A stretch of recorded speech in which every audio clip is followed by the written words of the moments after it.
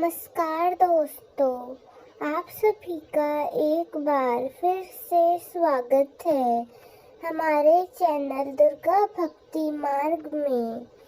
आज मैं आप सभी को सुनाऊंगी रामनवमी की कथा।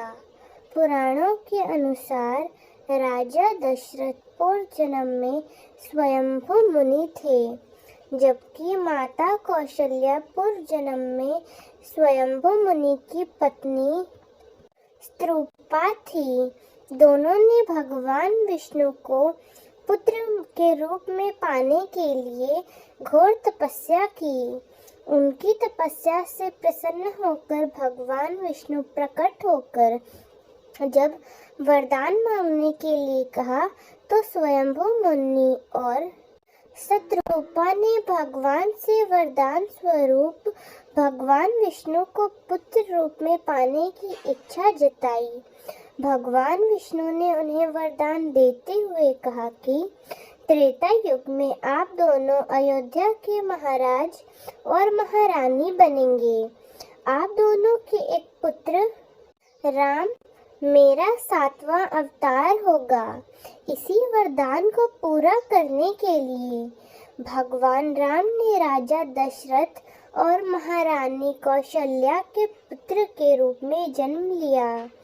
वाल्मीकि रामायण के अनुसार अयोध्या के राजा दशरथ ने 9000 वर्ष की आयु में पुत्र कामना के लिए अपनी 3 पत्नियां कौशल्या, कैकेयी और सुमित्रा के साथ अश्वमेध यज्ञ तथा पुत्र कामेष्ठी यज्ञ कराने का विचार किया।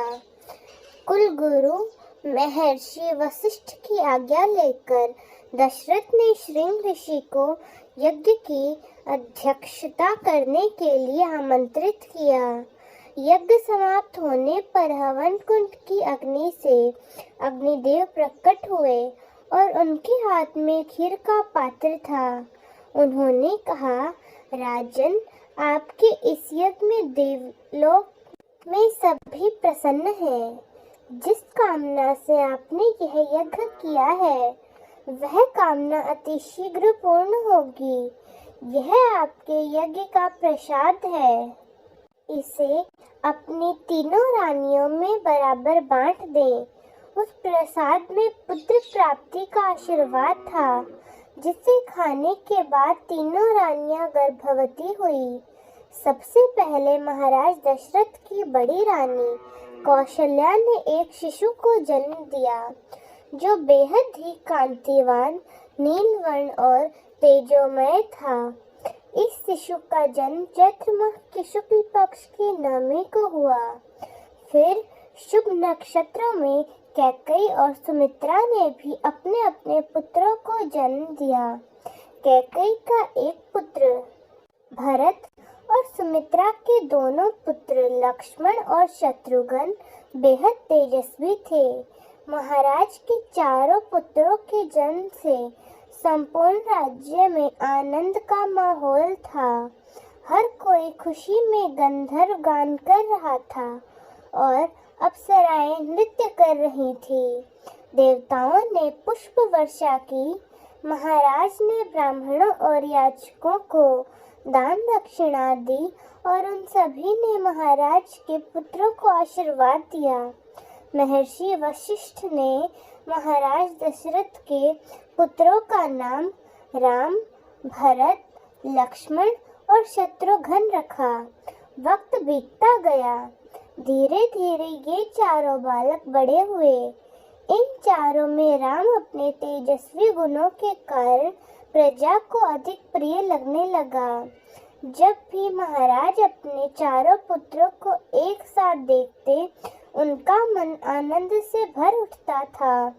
आगे चलकर श्री राम के जीवन पर 2 पवित्र ग्रंथ लिखे गए, रामचरितमानस तथा रामायण। राजा दशरथ ही कृष्ण अवतार के समय वासुदेव और माता कौशल्या देवकी बने थे।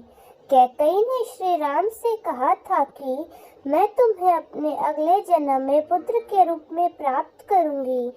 इसीलिए कैकेयी यशोदा बनी और उन्हें भी कृष्ण की माता बनने का सौभाग्य प्राप्त हुआ। तो दोस्तों, कैसी लगी आपको हमारी आज की कहानी?